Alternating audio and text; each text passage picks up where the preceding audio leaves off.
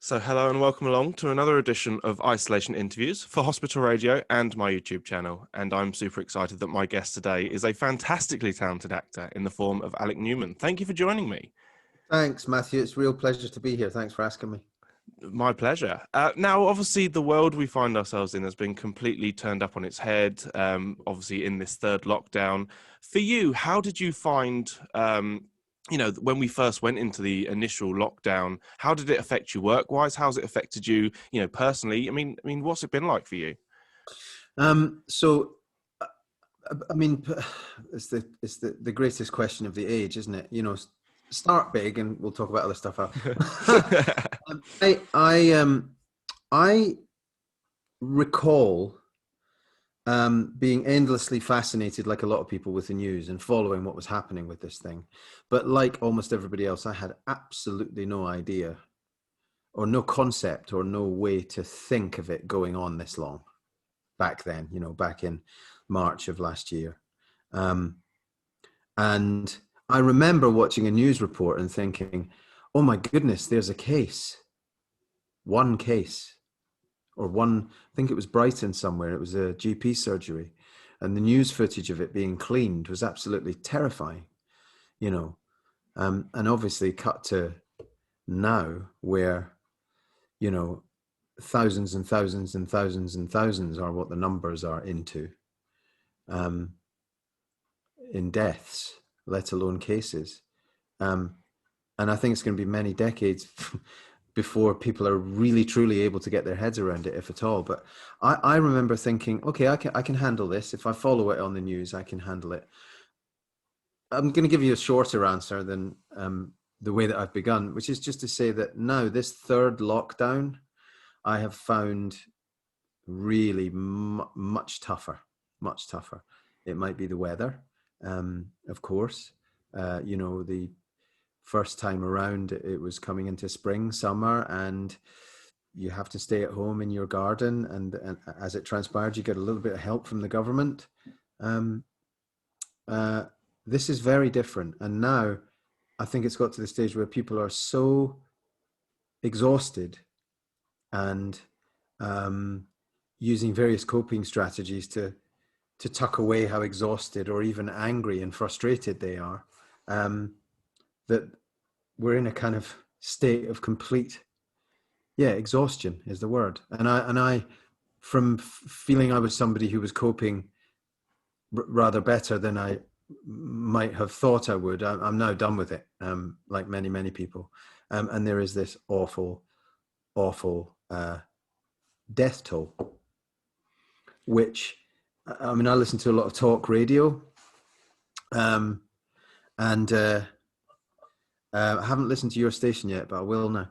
I listen to a lot of LBC, and there's a DJ on there called James O'Brien, who, I'm very fond of listening to, and he said something very interesting about this whole thing, which I've now forgotten because I've lost my thread, wondering whether I can mention LBC, but of course I can.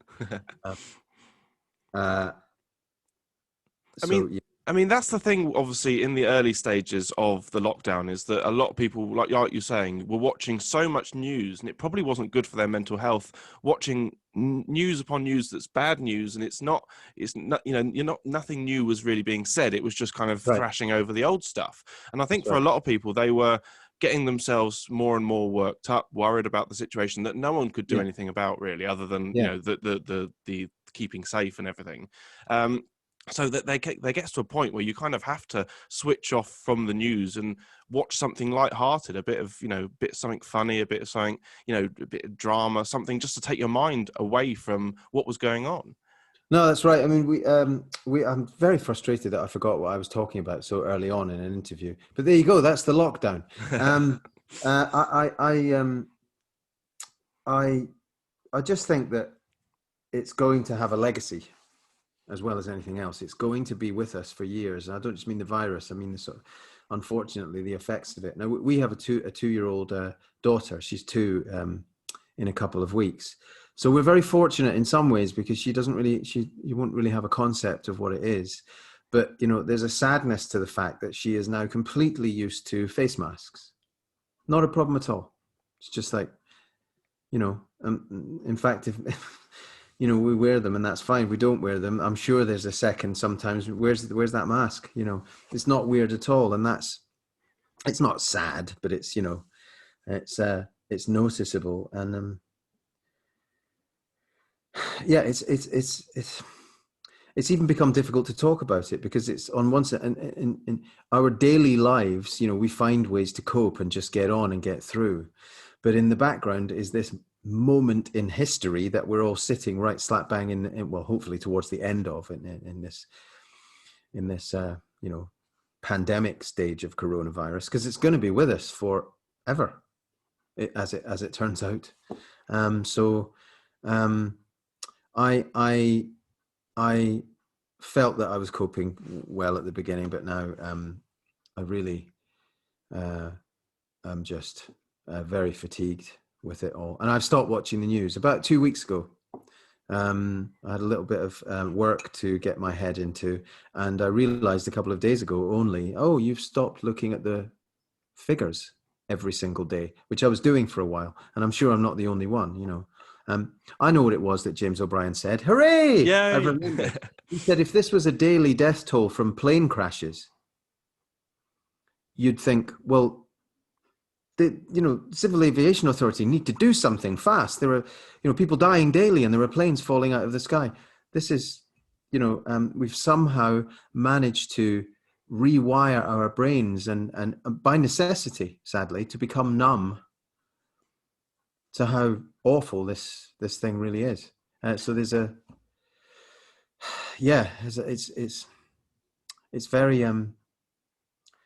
it's very important to try and let some chinks of light in, and I think that's why the lockdown in the winter months this time is so much harder. I mean, even just getting up, with our daughter, and it's pitch black. Winters are hard enough without COVID. So, I mean, I was talking to someone the other day, and they were saying that they pleased I remembered what I was saying, by the way. But yeah, no, I was talking to someone the other day, and they said that they've got a young child who was born, I think, about a year ago. And they said the thing that's obviously scary for them is that their child doesn't know life before COVID. They all they know is talking to people over Zoom. They're not used to having like guests come around to the house and things like that we would have taken for granted. Just grandparents coming around, family, friends, anyone coming around. They've never known that. They've never known that in their life. No, it's very sad. I mean, my obviously my parents actually live in Sonning, which is just down the road from the hospital there. That's actually my mum and dad's, oh wow, local NHS hospital. I would have spoken to you anyway. God, but my mum, my mum and dad, and my wife's parents, who live in Scotland, have physically seen very, very little of their granddaughter, and it's enormously sad, because those early months and years, you it's a phrase, isn't it? It's a trope now. You don't get them back, and they go in a heartbeat, and it's robbed so many people of things that are so much more important than that, not least thousands and thousands of lives. But that's just another example of how it hits normal, everyday things that we take for granted, and it's robbed us of some of those things. I mean, the one good thing I'd say to come out of lockdown is that it has brought us a new appreciation, because I think that people have been a little bit guilty of maybe sort of taking the NHS for granted. And I think the great thing it's done is it's brought majority of people, brought them back into the forefront of our minds. What an amazing job they do day in, day out. I mean, what's your sort of take on that? Yeah, take on that. Well, for a short while I lived in America. I was living and working there for, I think, 3 or 4 years, a little while back. In fact, quite a longer while back than I remember it now, but there you go. And there is no healthcare free at the point of, what's the correct technical word? Free at the point of entry or whatever. You have to have health insurance connected to your job. If you don't have health insurance, a fairly routine visit to the hospital can end up costing you thousands, if not tens of thousands of dollars. Now, I already had an appreciation for the NHS, but when I realized that most of the planet does not have what we take for granted, and I can get a little bit passionate about this, I think, because it's correct. When you realize what it is and that it's free, there are people who could easily go and work in the private sector for more money if they wanted, but because they feel a sense of duty to that system, they stay in it. Thank God. And people who train as nurses, I hear there's a surge in the numbers of people signing for, nurse training courses because they're inspired by the heart and soul of the NHS through this pandemic, and some of the stories have moved people enormously. But when I realized that this thing is taken for granted so often, is free, was set up because of an ethos that healthcare should be free, and that it's basically a human right. And that's at the core of our society. If you want to get elected in government here, you have to deal with that problem pretty early on. It's like a manifesto promise number 1, 2, or 3. It's the NHS. It's a British value, actually, and a human value. Never mind British. It's just that we have it. So that's why I said British. That's enormously powerful, that realization. And I think it's something that a lot of people have been in danger of forgetting. And it's understandable. There's a lot of pain. There's a lot of financial suffering out there. This has wrecked lives and careers and businesses and etc. People have lost their homes and lives. So I get it. I really do. But without the NHS, we wouldn't even be close to where we are. I don't know where that is, by the way, but without the NHS, we wouldn't be anywhere close to that. I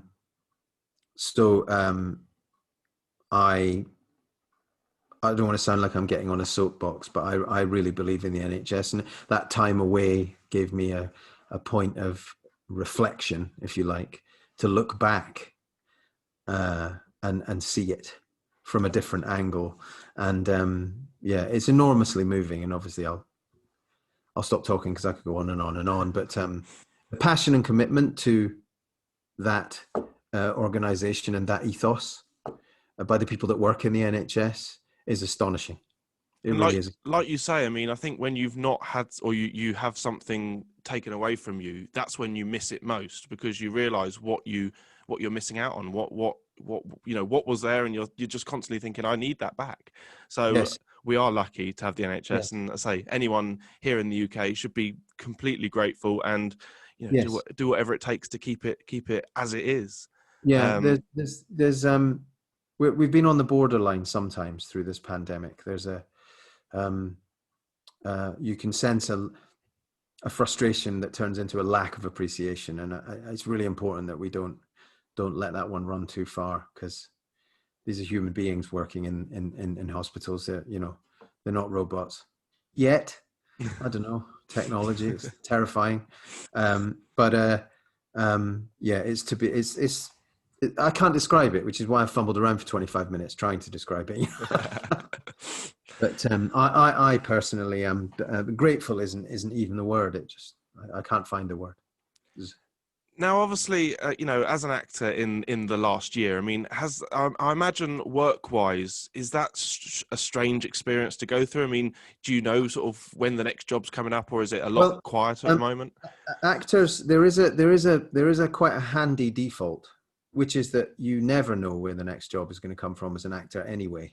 It doesn't matter what level you're at. There is this illusion that actors are all millionaires and work all the time and jet all over the world. Some of them do, some of them a tiny percentage. But most of the time you don't know where you're going to be in let's say a month or two. And I've always found that really exciting. And then obviously COVID came along and it changed everything, because the concept of live performance completely stopped in the lockdown. And TV and film was very stopped for a while.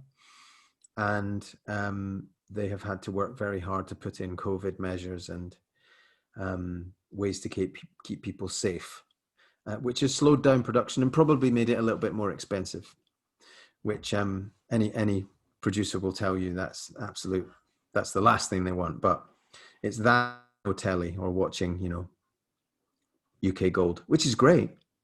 But you need new stuff because everybody's indoors watching TV. I think the streaming services have made an absolute killing, by the way, but that's another story. Of quite an unfortunate word to use as well, because what we're talking about. So I'm so sorry. But for me, I was doing a job that I finished nearly a year after we started it because we went back. I had a little bit to do in a series for ITV called Unforgotten, which I think starts next week, funnily enough. But it felt like a much bigger job because it lasted so long, I do a lot of voiceover work for computer games. That it wasn't like a sidebar of my career, but it was never the primary thing. Obviously in lockdown, it leapt straight to the front of my thinking and was what I was doing the most. And then the very last, before this last lockdown, I was asked to do a play, which was the absolute last thing I was expected to be asked to do. In my own thinking. But that, I think we opened with The Dumb Waiter at Hampstead Theatre. We were able to get through 2 weeks of a run, and then we had to stop because the London, I think, went into tier 3 as it was at that stage. I am aware from talking to friends and colleagues that I think I am on the luckier end of the scale through this whole thing in terms of work, not least because of voiceover work and stuff, which you can do from home. I've set up a little studio upstairs to be able to do that. And fortunately, it paid it paid dividends. It was worth doing because I didn't know. I was like, what if I buy this microphone and I never use the damn thing, but that worked. But I do have friends and colleagues that, particularly if they work predominantly on stage, have had a really tough time. And some of them fell through this crack of self-employed, limited company stuff. And they've had a really, really tough time. So I'd have to use the word grateful. I've kept things going. And now things appear to be gently waking up again, which is good. I'm supposed to be filming something in the spring, and doing a little project about 2 characters that meet like this on Zoom. Not like this. It's not an interview, but, it's... because I was a big fan of Staged, which is the sort of Zoom drama with Michael Sheen and David Tennant. And this is nothing to do with that, except that we're using the same medium of the Zoom technology in a pandemic to make it. So it's interesting. And it would be nice to look back having done that in a few years and go, well, that's one of the things that I did when this awful thing descended on us, I mean, for you, is there a favourite out of TV, film work, or like live theatre? Is there one that you prefer, or do you love the fact you can go between the two? I definitely, if I had to give one answer, it would be the last thing you said. But it's very dependent on what the piece is, and very dependent on how good it is, how well written it is. If you're in a great play, there's nothing like it, as long as people come to see it, But similarly, if you're in a wonderful piece of TV, and there's a lot of that now, we live in what I think they call it the golden age of TV.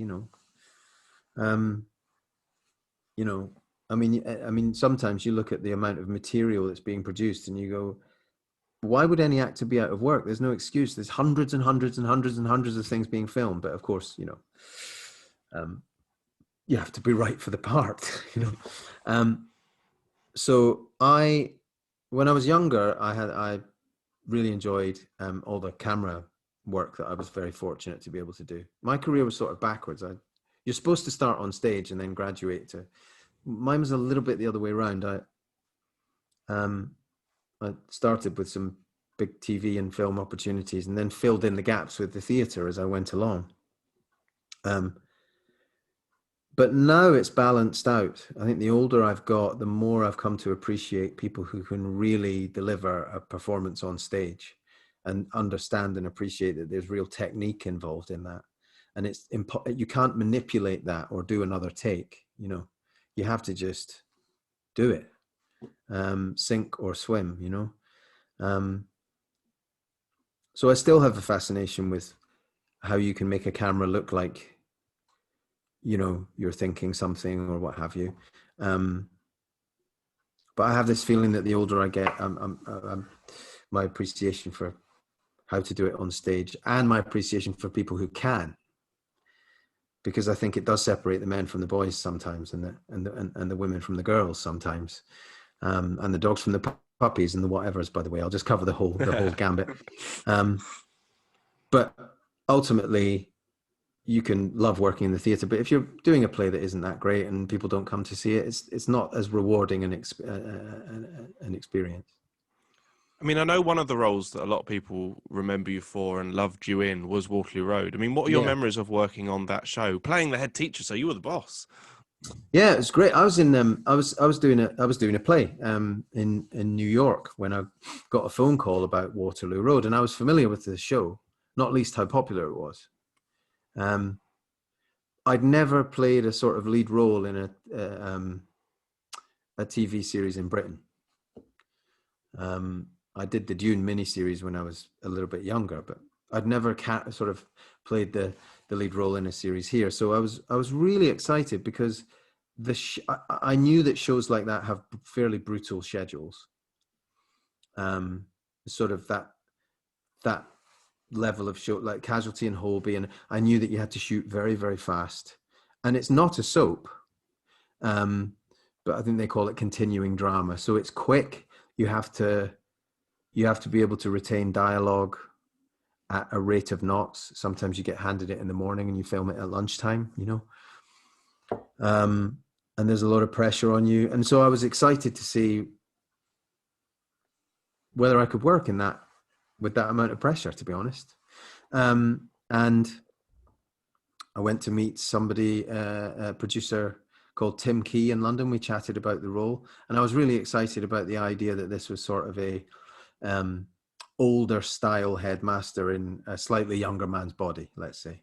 That was sort of how they talked about the character. And they gave me a sheet of A4 that described his character, and it set off my imagination. So I started to get excited. And I think when you get excited about something, it's really, really difficult to think, oh no, I don't want to do that. You know? So that was how it began, really. And as to how I remember the whole experience, it was sort of like another training, really, because we had to work so hard. I think at some points there were 3 units running simultaneously, just shooting across maybe 6 episodes at a time, you know. So you're in, you know, episode 3, scene 52 in the morning, and episode 1, scene 11 in the afternoon, you know.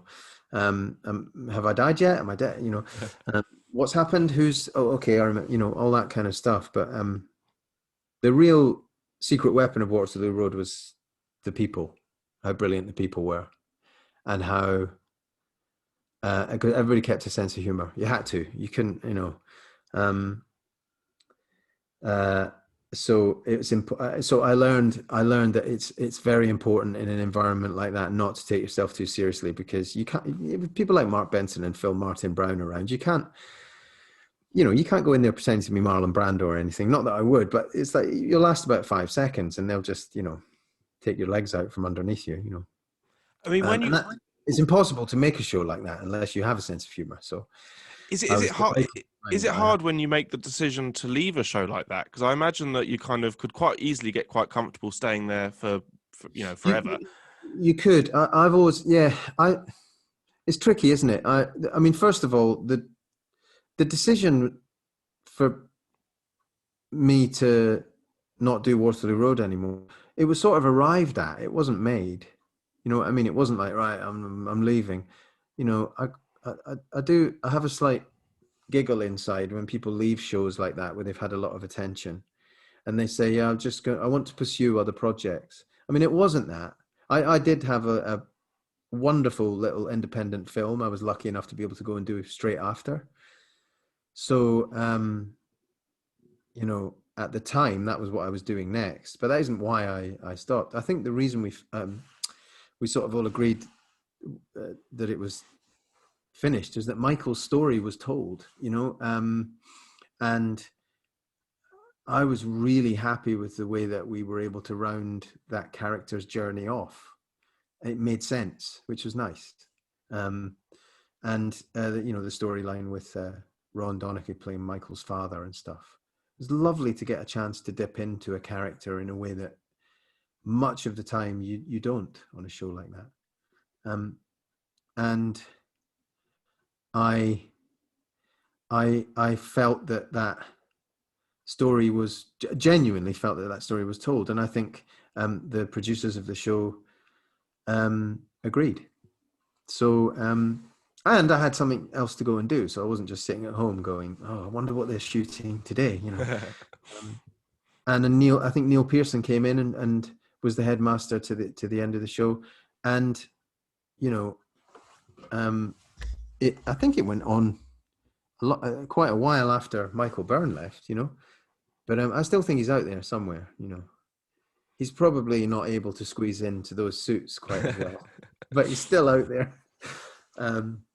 So I'm again enormously grateful for that period of my life, and I met my wife during the during the filming of Waterloo Road. So, and we have a 2-year-old now. So it was a wonderful period in my life and in my career.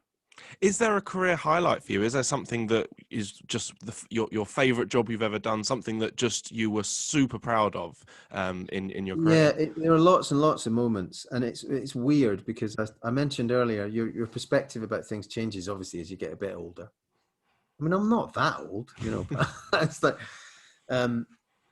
I was 25 when we made the Dune miniseries for the Sci-Fi Channel in America, and at the time, I suppose young, maybe a bit arrogant, and you know, all that kind of fire when you leave drama school and you're like, right, I am going to take over the world, and I'm going to start now, and I'm not going to stop until, you know, it's drive, ambition, you know, which has never left me. But you can't charge through your life with the energy of a 25-year-old. You know, you have to kind of sort of alter it slightly sometimes. But what I appreciate about that job now was something I was not as aware of then, which was that people like Vittorio Storaro, who is the cinematographer that made that, he shot Apocalypse Now and a film called Reds with Warren Beatty, and collaborated with Bernardo Bertolucci. You know, I was 25. I was like, oh, really? Okay. What are we doing now? You know, he taught me. I worked for 16 weeks on a set with him. And John Harrison, the director, amazing screenwriter of that series as well. And I would have had to have had my eyes shut not to learn an enormous amount from those people. And it is sort of an iconic character. That was my cat, who obviously disagrees. But I didn't know that at the time. I think it was important that I didn't know that at the time, because if I had an inkling of what it was, I might have got a little bit freaked out. But I'm enormously, you know, I remember that time very, very vividly, you know. And a career is a career. It's years ago, I did an episode of Heartbeat with an actor called Derek Folds, who's sadly no longer with us. Derek was Basil Brush, by the way. And he said to me, he obviously saw that kind of fiery energy, that, you know, that young actor left drama school, can't stop talking about himself, you know, that stuff. And he said to me one night when I think we were in a bar in the hotel that they put you in for Heartbeat, having a drink with Derek Folds, living the dream. He turned to me and he said, "You know something, Alec? It's a marathon. It's not a sprint." And that's sort of a cliche, and at the time I kind of blanched. I was like, "What do you mean?" I was kind of like, "I'm going to sprint, whatever. You do what you like, old man, Basil Brush sitting on a stool. What do you know?" kind of thing. I didn't say that to him, but I remember kind of going, "Oh, wait a minute. Can't talk, he was absolutely right. He was absolutely right. It is a thing that spans years, and you have enormous highs and times that are not so great. And so that's that bit about the career. But now, we had a baby 2 years ago, and it sort of wiped the slate completely clean. Anyway, it's like, this isn't about you anyway. So, change the nappy, so I suppose I hope it's given me a little bit more perspective on everything, including my career. But yeah, the question you asked was about a high, and it's probably Dune. Not that I knew it at the time, and maybe a play with a rude title that I can't mention necessarily that I did at the National Theatre. That was probably the most fun I've had in doing a play ever. It was called the Fuckr with the Hat, and an American play by Stephen Ludley Gwirgis, and it's a comedy. And I'd never been funny in my entire life until I did that, and I still don't believe it, but apparently it was funny. So now, I just want to say it's been an absolute pleasure talking to you. Thank you for giving up your time. But before no, we no go, problem. have you got any messages for any of the patients in hospital at the moment? Anything you'd like to say? Yeah. Hi. I'm very fond of the hospital that you're in because it's right next to my mum and dad. And I've spoken a little bit about the NHS, but no, I just yeah, guys. I